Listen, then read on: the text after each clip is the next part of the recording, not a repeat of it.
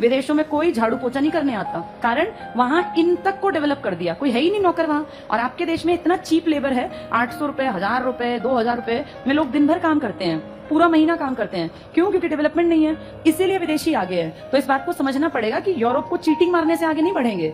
Europe का base देखो, Australia, America क्यों एडवांस्ड है, इन्होंने एक एक चीज को उठा के हर किसी को पढ़ा दिया। जापान छोटा सा देश है, टेक्नोलॉजी के दम पे आज हमसे कितना ज्यादा आगे है। अगर देखा जाए तो हमारे पास उतनी जमीन होती तो शायद हम पता नहीं कितने नीचे गिर गए होते। उसने देखो कितने नुकसानों के बावजूद वर्ल्ड में अपना नाम खड़ा कर रखा है, ओलंपिक की लिस्ट में भी दिखाई दिया ना टॉपर्स में वो। और हम दुनिया भर का पैसा हमारे पास, हम 5वीं 6ठी बड़ी अर्थव्यवस्था थे, लेकिन जब देखते हैं, और ये भी मान के चलो जो ये थोड़े बहुत मेडल आते हैं ना, ये अपनी मेहनत से आते हैं। सरकार कुछ नहीं कर रही आपकी सरकार किसी को बढ़ावा नहीं देती, चाहे वो बीजेपी हो चाहे कांग्रेस, हम किसी एक सरकार की बुराई नहीं कर रहे। इससे शुरुआत होगी तब यहां तक पहुंचेगा।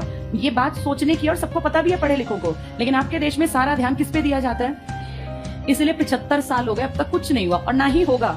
कोई बड़ी बात नहीं, 2047 भी अब आ जाएगा, फिर आप कहेंगे 100 साल पहले हम आजाद हुए।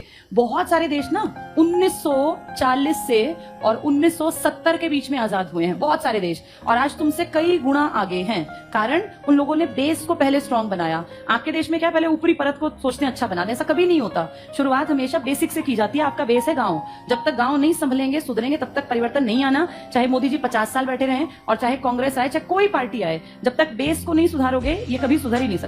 इसको जानबूझ के प्लानिंग का हिस्सा कह लो कि काम नहीं करना, या पता नहीं समझ ही नहीं है। ऐसा तो मान नहीं सकते कि समझ नहीं है, क्योंकि वहां बैठने वाले लोग आईएएस रैंक के हैं जो प्लानिंग में शरीक होते हैं। शायद ये लंबी प्लानिंग है कि देश का विकास ना ही हो तो ही ठीक है। जितनी बड़ी मूर्खों की फौज होगी उतना नालायक लोग राज भी तो कर पाएंगे ना। जिस दिन लोग पढ़ लिख गए उस दिन नालायकों को हटना पड़ेगा, फिर बुद्धू आदमी राज नहीं कर पाएगा। आज जो आपके देश में आधे अनपढ़ राज कर रहे हैं ना, इसका कारण ही है क्योंकि अब तक गांव ही नहीं सुधरे। जिस दिन गांव सुधरने स्टार्ट हो गए, देश अपने आप बदलेगा।